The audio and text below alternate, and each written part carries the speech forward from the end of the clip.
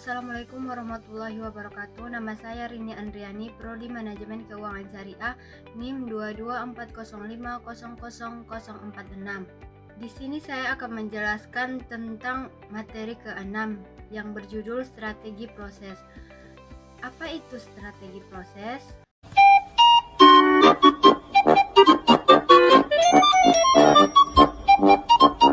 A few moments later. Jadi, pengertian dari strategi proses adalah pendekatan manajerial dalam menentukan cara terbaik untuk menghasilkan barang dan jasa. Tujuan untuk mencapai efisiensi, kualitas, dan fleksibilitas dan kepuasan pelanggan. Dan ada pula jenis strategi proses yang paling utama, yaitu ada 4. Adapun jenis proses yang pertama yaitu fokus proses, di mana yang contohnya yaitu rumah sakit dan bengkel.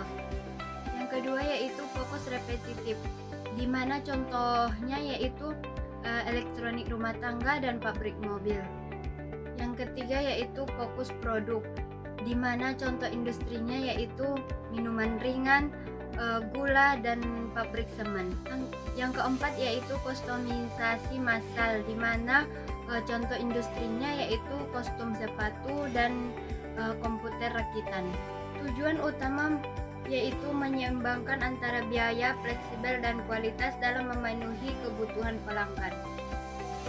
Dan yang kedua yaitu analisis proses dan desain proses jasa.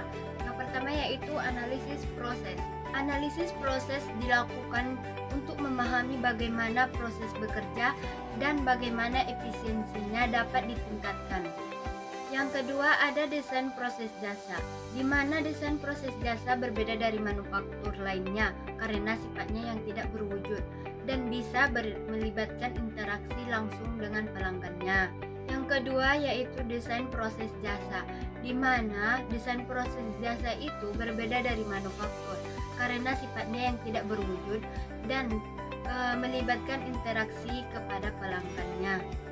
Yang ketiga yaitu pemilihan fasilitas dan teknologi, yang dimana pemilihan fasilitas teknologi berhubungan dengan penentuan lokasi, tata letak, dan peralatan yang mendukung strategi prosesnya. Faktor-faktor utamanya yaitu jenis produk dan jasa, volume permintaan, ketersediaan tenaga kerja dan bahan baku.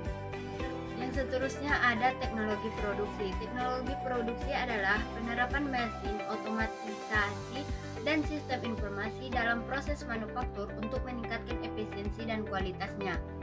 Dan ada juga teknologi jasa. Ini berperan penting dalam sektor jasa untuk meningkatkan pengalaman pelanggan dan efisiensi operasional. Dan ada pula proses reengineering.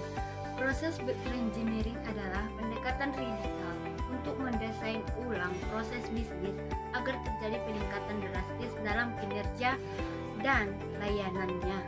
Dan yang terakhir yaitu proses yang ramah lingkungan. Proses yang ramah lingkungan adalah desain dan mengelola untuk proses produksi yang meminimalkan dampak negatif terhadap lingkungannya.